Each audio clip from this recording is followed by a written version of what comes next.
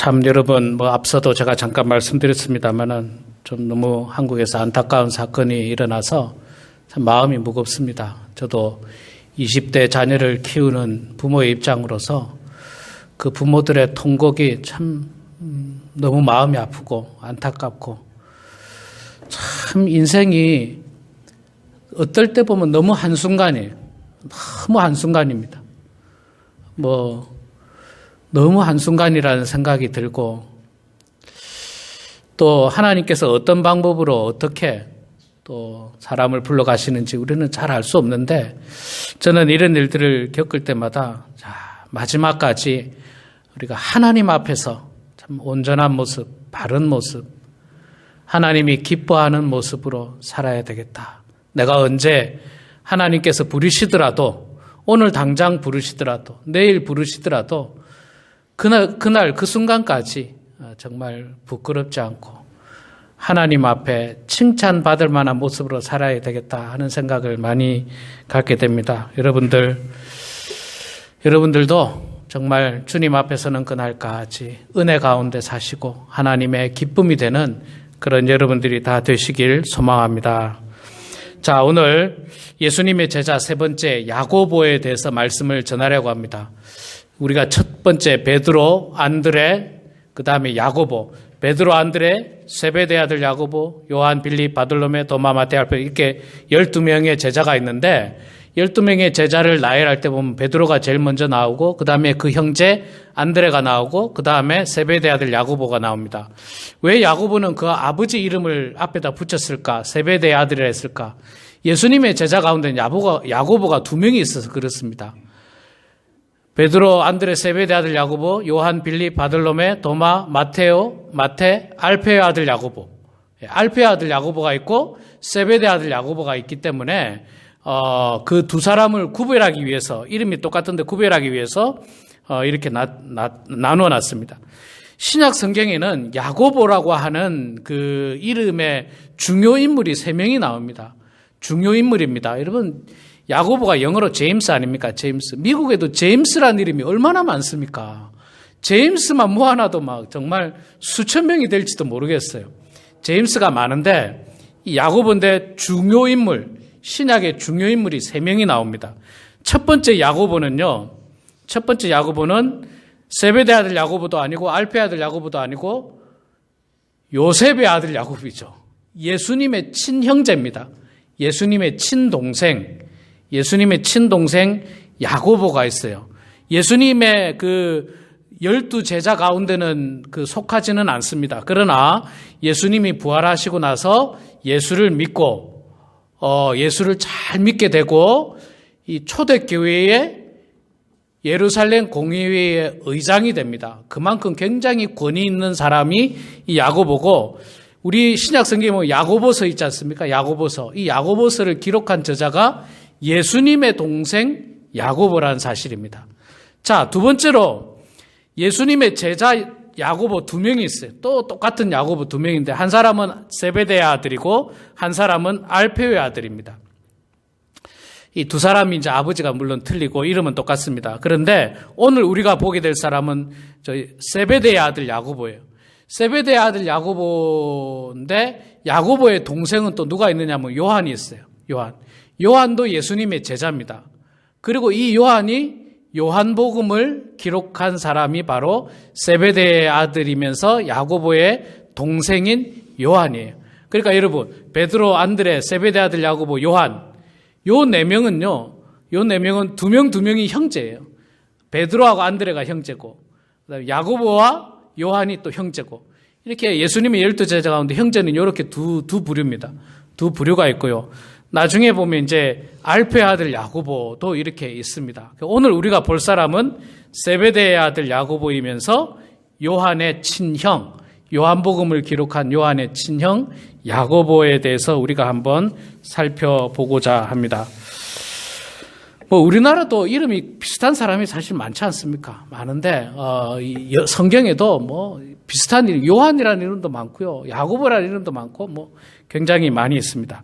자, 이 야고보를 예수님께서 부르시는데 오늘 본문 말씀 19절과 20절에 보면 그 베드로와 안드레를 부를 때에 그때입니다. 그때에 19절과 20절에 보면 조금 더 가시다가 베드로와 안드레를 부르고 난 다음에 조금 더 가시다가 세베대의 아들 야고보와 그의 형제 요한을 보시니 그들도 배에 있어 그물을 깁는데, 자, 여기 다 나오죠. 세베대의 아들이라고 나오고 요한의 동생, 야고보의 동생 요한이 있었다. 근데 이 두 사람이 다 배에서 뭘 하고 있었다고요? 그물을 깁고 있었다. 그러면 뭡니까? 뭐 하는 사람입니까? 다 어부죠. 예, 어부입니다. 갈릴리 호숫가에서 이 그물을 정리하는 어부들이에요. 자, 어부들인데 여러분 이 말씀을 좀 자세히 보셔야 돼요. 어부인 거는 확실합니다. 그런데 20절에 보면 곧 부르시니 예수님께서 불렀어요. 그 아버지 세베대를 품꾼들과 함께 배에 버려두고 예수를 따라가니라. 자, 야고보와 요한이 예수님을 따라갔는데 무엇을 버려두었다고요? 누구를 버려뒀다고요? 아버지와 품꾼들을 버려뒀다. 자, 여러분 품꾼이 뭡니까? 품꾼, 일꾼, 노동자, 내가 돈을 주고 고용한 사람, 이 품꾼 아닙니까? 품꾼. 자, 그러면 야고보와 요한은 품꾼이 있었다는 거예요. 품꾼. 일꾼이 있었다는 게 집에. 사업을 하는데 배를 운영하는 사업을 하는데 그 배를 같이 일을 하는 일꾼이 있었다는 거예요. 자, 베드로하고 안드레를 이야기할 때는 일꾼이 있었다는 말이 없어요. 일꾼이 있었다는 말이 없고, 그래서 아마도 베드로하고 안드레는 두 사람이 한 짝이 돼서 한 배에서 이렇게 이 어부를 한 것 같고, 야고보하고 요한은 아버지도 같이 일했고 품꾼들도 같이 일했어요. 그러니까 배가 한 대는 아닌 것 같고, 아마 배가 몇 대가 있어서 조금 더 이 베드로보다는 조금 더 넉넉한 상황에서, 조금 더 부유한 상황에서 어부의 일을 했다라고 볼 수가 있습니다. 이 사실은요, 여기에만 나오는 것이 아니라 많은 학자들은 그래서 야고보와 요한은 비교적 집이 좀 부유했을 것이다. 비교적 부유했을 것이다. 그런 이야기를 많이 합니다. 여러분 실제로 대한민국에도 옛날에 농촌보다는 어촌이 잘 살았어요. 지금도 농촌보다 어촌이 잘 삽니다. 지금도. 왜냐하면 여러분 어촌은 사실 씨도 안 뿌리고 뭐 나가서 그냥 그물만 내리고 막 잡아 올리잖아요. 어촌은 막 잡아 올립니다. 근데 막 농촌은 일도 정말 많은데, 어촌도 물론 어렵지만 제가 한국에서 경험해 본 바에 의하면 어촌들이 잘 삽니다. 항구 도시가 잘 살아요. 거기는 물류도 많고요. 또 수산업도 많고 돈이 굉장히 많이 오고 가는 게 어촌이에요. 그래서 이 야고보와 요한은 부자였을 것이다. 학자들은 그렇게 이야기하는데, 그게 이제 여기 품꾼들이 있었다는 그 증거를 통해서 알 수 있고, 또 하나는 요한복음 18장 15절에 보면 예수님께서 대제사장에게 잡혔을 때거든요. 대제사장에 잡혔을 때 이 사도 요한이, 야고보의 동생 요한이죠. 요한이 뭐라고 말하냐면 이런 말합니다. 시몬 베드로와 또 다른 제자 한 사람이 예수를 따르니, 여기서 말하는 또 다른 제자 한 사람은 누구냐면요, 요한 자신을 말하는 거예요. 요한 자신. 요한복음에는요, 요한인 나는 어떻게 했다 이런 표현이 하나도 안 나오고요. 또 다른 제자 혹은 예수님이 사랑하는 제자라는 표현이 있습니다. 그래서 여기서 또 다른 제자는 요한인데, 시몬 베드로와 또 다른 제자 요한이 예수를 따르니, 이 제자는, 요한은 말이죠, 이 제자는 대제사장과 아는 사람이라 예수와 함께 대제사장의 집들에 들어가고, 요한이 대제사장과 알았다는 거예요. 대제사장과. 여러분, 대제사장은 그 당시에 굉장히 종교 지도자 중에서는 가장 높은 사람이에요. 가장 높은 사람. 지금으로 말하면, 지금은 종교 지도자들이 그렇게 높거나 그런 거 아닌데, 이 종교 지도자들은 당시로는 종교 지도자들 뿐만 아니라 정치 지도자라고도 말할 수 있습니다. 그러니까 정치 지도자들 중에서 높은 사람이에요. 요한이 그런 대제사장과 알고 지냈다라고 하는 말은, 이 말씀을 통해서 학자들이 말하기를, 아마도 야고보와 요한의 집안이 비교적 많이 부유했기 때문에 이 대제사장과도 알고 지내는 사이였을 것이다. 그래서 예수님이 대제사장에게 잡혀갔을 때 요한은 그 집에 들어갈 수가 있었어요. 왜? 아는 사이니까 그냥 그 집에 들어갈 수가 있었던 겁니다. 자, 그래서 야고보와 요한은 비교적 수산업을 하는 부유한 집안이었다는 거예요. 베드로하고 안드레하고는 조금 달라요. 같은 어부지만 조금 다릅니다. 자, 부유한 집안이었는데 그 부유한 야고보와 요한을 예수님께서 부르십니다. 너희들도 나를 따르라. 내가 너희를 사람 낚는 어부가 되게 할 것이다. 라고 했더니 곧 부르시니 그 아버지 세베대를 품꾼들과 함께 버려두고 예수를 따라가느라. 자, 야고보와 요한이 예수님을 따라갔습니다. 예수님을 따라갔어요. 여러분, 예수님을 따른다는 것은 사실 쉬운 일이 아닙니다. 왜 그러냐면 버려두고 따라야 하거든요. 버려두고. 내가 가진 것을 버려두고 따라야 하기 때문에 그렇습니다. 제가 이 말씀을 준비하면서 지난 25년, 27년 전에 제가 신학을 가기로 결심한 그때 27년도 더 됐네요. 한 30년 됐네요. 신학을 가려고 결정한다는 것은 목회자가 되려고 결정하는 거지 않습니까? 그 20대 초반에 그 결정이 저에게는 어마어마하게 힘든 결정이었어요. 정말로 힘든 결정이었어요. 왜냐하면 나는 목사가 되면 이제 세상의 즐거움은 다 버려야 된다고 생각했어요. 뭐 쉽게 말해서 술도 마셔서는 안 되고 담배를 펴서도 안 되고 무슨 유흥가를 불러서도 안 되고 무슨 친구들과 만나서 어디 놀러 가서도 안 되고 유흥가에 가서도 안 되고 이런 어떤 세상의 어떤 것들을 다 버려야 된다는 게 20대 초반에는 굉장히 어려운 결정이었어요. 그때는. 그리고 목회자가 된다는 것이 사실 보통 부담이 아니었어요. 보통 부담이 아니었어요. 굉장히 무거운 짐이었어요.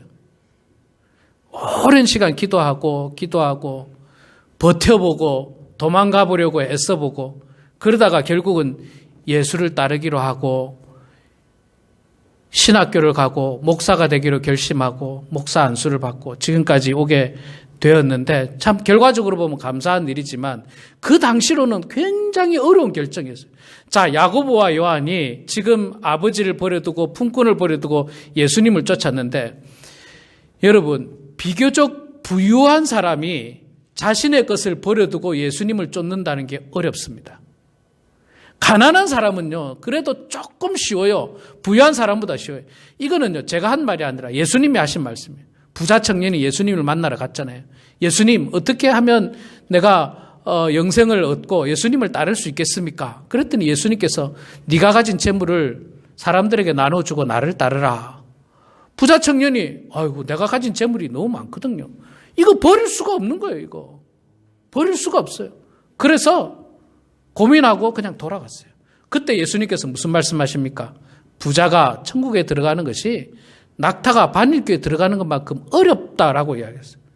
못 들어간다는 게 아니라 어렵다는 게 그만큼 어려운 거예요. 가난한 사람은요, 어차피 가난한 거예요. 먹을 것도 없고, 가난하니까 버릴 것도 없어, 사실.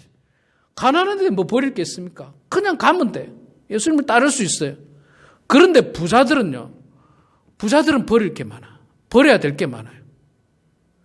여러분, 예수를 믿는 것도 있잖아요. 제가 보면 그래요. 비교적 있잖아요. 많이 배운 사람들이 예수 믿기가 어려워요. 비교적 많이 가진 사람이 예수 믿기가 좀 어려워요. 그런데 반대로 많이 안 배운 사람이 예수 믿기가 어떻게 보면 조금 더 쉬울 수 있어요. 많이 없는 사람이 예수 믿기가 조금 더 쉬울 수가 있어요. 베드로와 안드레는 제가 볼 땐 좀 가난한 어부였어요. 그들은 정말 물고기도 안 잡히는 날도 있고 그러다 보니까 예수님이 메시아라는 사실 듣고 예수님을 따르기로 결심했습니다. 그러나 야고보와 요한은 가진 게 많은 사람이었어요. 대제사장들하고도 친하고 정치 지도자들하고도 좀 친하고 그렇습니다. 그렇기 때문에 사실 야고보와 요한이 모든 것을 버려두고 예수님을 쫓는다는 건 어렵습니다. 어려운 결정을 한 거예요. 여러분들도 마찬가지입니다. 여러분들이 예수님을 온전히 쫓으려면요, 버려야 될 게 많습니다. 첫째는 자존심을 버려야 돼요. 자존심. 제가 이민 목회를 하면서 있잖아요. 제일 힘든 게 뭐냐면, 우리 성도님들이 제일 소중하게 생각하는 게 뭐냐면 자존심이에요. 자존심. 사도 베드로가 이야기했던 내가 그리스도와 함께 십자가에 못 박혔나니 그런즉 이제는 내가 산 것이 아니요 내 안에 그리스도께서 사신 것이라고 하는 이 말씀을 우리가 외우기도 하고 이야기하기도 하고 설교는 많이 듣지만 실제로 우리 성도님들은 자기 자신을 십자가에 못 박으려고 하지 않습니다. 내 자존심이 못으로 말미암아 스크래치 나는 걸 전혀 원하지 않아요. 그래서 내 자존심을 건들면 버럭합니다. 버럭해요. 내 자존심 건들면. 그런 경우를 저는 지난 20년 이민 목회 가운데 많이 봐왔습니다. 많이 봐왔어요. 또 많은 경우 물질이 얼마나 소중합니까? 이 이민 사회에 정말 물질이 소중하지 않은 사람이 없어요. 그런데 교회 나오게 되면 보통의 경우 헌금을 해야 되잖아요. 교회 안 나오면 헌금을 안 해도 되는데 헌금을 해야 하는 헌신이 필요한 거예요. 헌금을 해야 하는 헌신. 여러분들은 적어도 그런 일들을 감수하고 주님을 따르기로 결심을 한 겁니다. 또 시간을 들여야 하는 헌신이 필요한 거예요. 내가 양보해야 되고 내가 사랑해야 되고 내가 겸손해야 되는 그런 성숙한 마음들이 끊임없이 우리들에게 필요해야만 예수를 온전히 따를 수 있습니다. 양보도 하지 않고 사랑하지도 않고 섬기지도 않고 그냥 나는 세상 사람들하고 똑같이 살면서 예수 따르겠어. 그건 예수님을 따르는 게 아니거든요. 자, 그런 의미에서 야고보와 요한은 모든 것을 버려두고 예수님을 따르기로 결심을 한 사람들입니다. 예수님을 따르기로 이제 결심을 했는데, 이 베드로와 야고보를 예수님께서는요, 그들에게 한 가지 별명을 주셨어요. 별명을 주셨는데, 마가복음 3장 17절에 보면, 또 세베대의 아들 야고보와 야고보의 형제 요한이니 이 둘에게는 보아너게 곧 우레의 아들이라는 이름을 더하셨더라. 이 별명이에요. 보아너게라고 하는 별명을 주셨어요. 보아너게는 뭐냐? 우레의 아들. 우레는 번개 천둥 번개의 아들. 왜 이런 별명을 주셨을까요? 야고보와 요한한테 왜 천둥 번개의 아들, 왜 천둥 번개의 아들이라고 주셨을까? 그래서 이제 학자들이 이야기하기는 아마도 이 야고보와 요한은 두 사람 다 굉장히 좋은 의미에서 보면 열정적이고 아주 패션이 그냥 넘쳐나는 사람이고 아주 그냥 힘있고 리더십이 강한 그런 사람이라고 볼 수 있고, 조금 나쁘게 보면 좀 과격하고 성격이 급하고 이런 사람이었지 않았을까, 그렇게 이제 학자들이 추측을 하는데, 저는 이 학자들의 추측 가운데 앞부분을 선호합니다. 이 야고보와 요한은 열정이 강한 사람이고 복음에 대한 열정이 강한 사람이었어요. 그 사실을 어떻게 뒷받침할 수 있느냐면요, 여러분, 예수님의 12제자 가운데 가장 먼저 순교하는 사람이 누군 줄 아세요? 예수님의 제자 중에 가장 먼저 순교하는 사람은 바로 야고보입니다. 야고보가 가장 먼저 순교해요. 사도행전 12장 1절에 3절에 보면요, 그때 헤롯이 예수님이 부활하시고 승천하시고 얼마 안 되고 초대교회가 열심으로 모이고 있을 때였어요. 그때에 헤롯 왕이 손을 들어 교회 중에 몇 사람을 헤아려 하여 요한의 형제 야고보를 칼로 죽이니 유대인들이 이 일을 기뻐하는 것을 보고 베드로도 잡으려 할세 때는 무교절 기간이라. 헤롯 왕이 기독교를 말살시키기 위해서 예수님의 제자 가운데 가장 먼저 야고보를 칼로 죽였습니다. 왜 예수님의 제자 가운데 그 당시에도 제일 으뜸은 베드로였거든요. 베드로. 제일 우두머리는 베드로였거든요. 그래서 이 야고보를 죽이고 그 다음에 베드로도 잡으려고 했다고 지금 본문에 나오지 않습니까? 베드로가 그래도 제일 리더 중에 리더였는데 왜 베드로보다 야고보가 먼저 죽었을까? 그거는 아마도 야고보가 열정을 가지고 막 밖에 나가서 복음도 전하고 열심히 복음 전한 거예요. 열심히 복음 전한 거예요. 예수 믿으라고. 어쩌면 이 성전 부근에 가서, 공회 부근에 가서, 혹은 바리새인들이 많은 데 가서도 예수 믿으라 하고 막 그랬을지도 몰라요. 그렇게 예수 믿으라고 열정적으로 복음을 전하다가 야고보가 제일 먼저 잡혀서 제일 먼저 순교를 하게 됩니다. 여러분, 저는 개인적으로 기독교의 신앙의 가장 높은 경지는 목사가 아니고 장로도 아니고 기도 많이 한 사람도 아니고 저는 순교가 가장 높은 경지라고 생각합니다. 순교가. 말하자면 목숨마저도 내어놓고 복음을 위하여 뜨거운 열정을 가지고 증거했던 사람이 바로 야고보예요. 야고보입니다. 그는 부유하고 가진 게 많았어요. 그럼에도 불구하고 그 모든 것들은 버려두고 예수 그리스도와 하나님 나라에 대한 복음을 가지고 그는 열정적으로 복음을 전했어요. 그러다가 그는 제자들 가운데 가장 먼저 순교합니다. 성경에는요, 예수님의 제자들 가운데 제자들을 말하는 겁니다. 여러분, 스데반이 먼저 죽었지만 스데반은 12제자는 아니니까요. 7집사 중에 한 사람이었으니까 제자들 가운데 순교한 내용이 나오는 사람은 그 야고보밖에 없어요.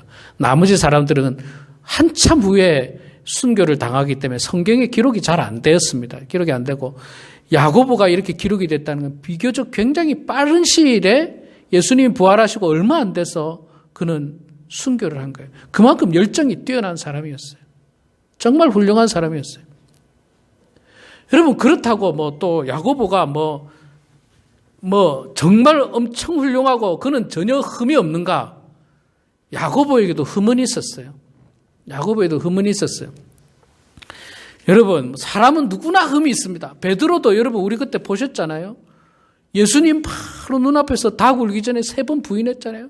죽을지언정 안 그러겠다 했지만 베드로도 부인하고 사람은 누구나 다 약점이 있고 연약한 부분들이 있습니다. 이 야고보하고 있잖아요. 요한도 있잖아요. 열정이 뛰어나가 실수하는 장면도 있어요. 마가복음 10장 35절에 보면 예수님과 함께 다니다가 야고보하고 요한이 무슨 말을 하느냐면요. 예수님한테 이런 말을 합니다. 세베대의 아들 야고보와 요한이 주께 나와 여짜오되 선생님이여 무엇이든지 우리가 구하는 바를 우리에게 주시기를 원하옵나이다. 그러니까 우리가 원하는 거 다 주실 수 있습니까? 이렇게 질문한 거예요. 그러니까 이르시되 너희에게 무엇을 하여 주기를 원하느냐? 너희들 원하는 게 뭐냐? 그랬더니 여짜오되 주의 영광 중에서 우리를 하나는 주의 우편에 하나는 주의 좌편에 앉게 하소서. 이게 무슨 말입니까? 예수님 나중에 이스라엘의 왕으로, 유대인의 왕으로 등극하면 저는 예수님의 우편에 한 자리 좀 갖게 해주시고 내 동생 요한은요 좌편에 한 자리 좀 갖게 해주세요.